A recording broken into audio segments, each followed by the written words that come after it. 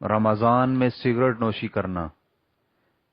अल्हम्दुलिल्लाह वस्सलातु वस्सलामु अला रसूलिल्लाह।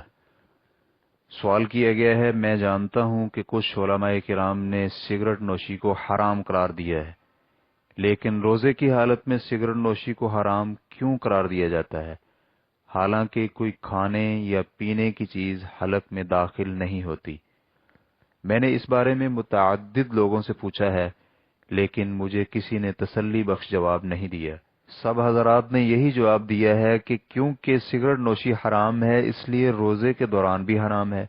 मैं चाहता हूं कि आप मुझे बतलाएं कि मैं क्या करूं। सिगरेट नोशी हराम है और इसके हराम होने में कोई शक नहीं। इसके लिए आप सवाल नंबर 10922 और सवाल नंबर 7432 का मुताला कर सकते हैं। सिगरेट नोशी रोजा इसलिए तोड़ देती है कि इसमें धुआं पेट और मेदे तक पहुंचता है। शेख इब्ने उसैमीन रहमहुल्लाह से इतर सूंघने के बारे में पूछा गया तो उन्होंने कहा, रमजान में दिन के वक्त खुशबू इस्तेमाल करना जायज है, अगरचे धूनी सूंघना जायज नहीं है क्योंकि इसका धुआं मेदे तक पहुंचता है। रेफरेंस के लिए देखिए फतावा इस्लामिया जिल्द नंबर 2 सफ़ा नंबर 128।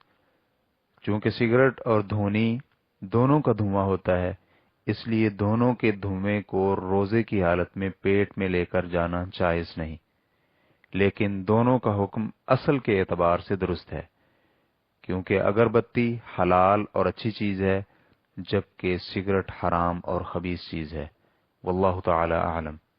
इस्लाम की रिकॉर्डिंग्स मुअस्ससतुश शेख सालेह अल मुनज्जिद अल ममलकतुल अरबिय्यतुस सऊदिय्यह फतवा नंबर 37765।